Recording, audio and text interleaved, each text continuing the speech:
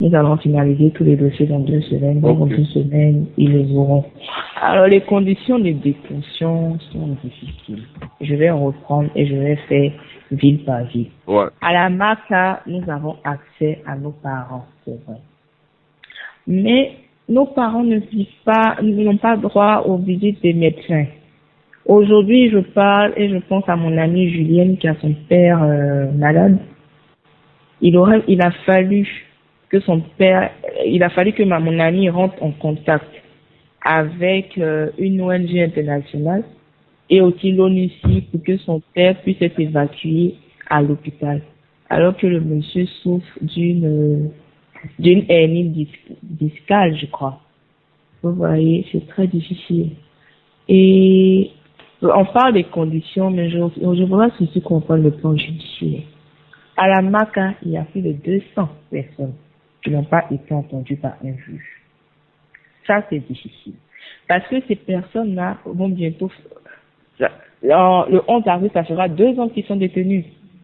Et c'est anormal qu'ils n'aient pas été entendus sur les faits qui leur sont reprochés. Ça, c'est difficile. Parce que ta vie n'a pas de sens. Tu attends, tu espères, mais chaque jour qu'un juge vient te voir, pour te demander de signer la prolongation de ton séjour. Quand même, c'est difficile. Donc vraiment, à la MACA, c'est plus sur le plan judiciaire, en fait, que ça pose un sérieux problème. Sinon, franchement, nous avons accès à nos parents qui sont vraiment innocents 3 jours par semaine, c'est-à-dire le mardi, le jeudi et le samedi, de 8h à 16h. Ok, donc ça, c'est les heures de visite, quoi. Voilà, ça c'est les heures de visite de la MACA. En ce qui concerne le Nord, précisément Korogo n'est pas autorisé aux visites. Ah bon? Korogo n'est pas autorisé aux visites. Et lorsque le juge te délivre le billet de visite que tu t'y rends, c'est peine perdue. Tu ne verras pas ton parent. Ceux qui ont eu la malchance d'avoir le parent incarcéré à Korogo sont aujourd'hui sans nouvelles. Je vais dire, depuis 2 ans, ils sont sans nouvelles. Depuis 2 ans, ils vivent des situations difficiles.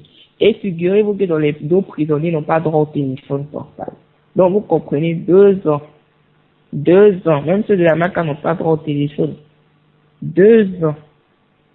Sans voir son père. Sans que le père puisse voir son enfant. C'est difficile. Sans qu'une mère puisse voir son mari.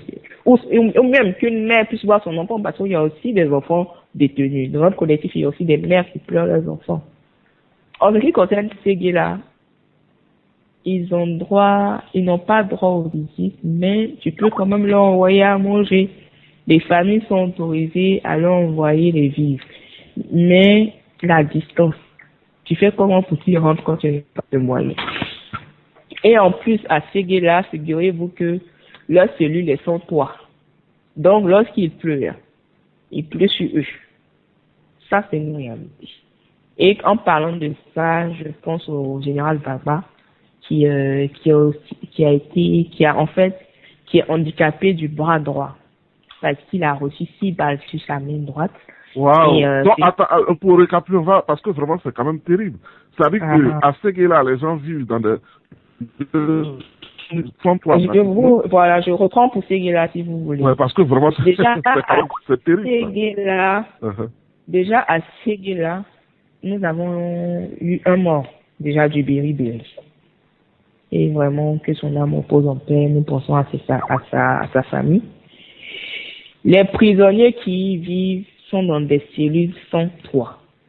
Et lorsqu'il pleut sur ces prisonniers. Ils sont obligés de prendre leur matelas, de porter leur matelas sur leur tête. Et je pense au général Vaba, qui a reçu 6 balles à la main droite, et donc qui est handicapé de cette main. Comment est-ce qu'il vit lorsqu'il pleut? Comment est-ce qu'il s'arrange?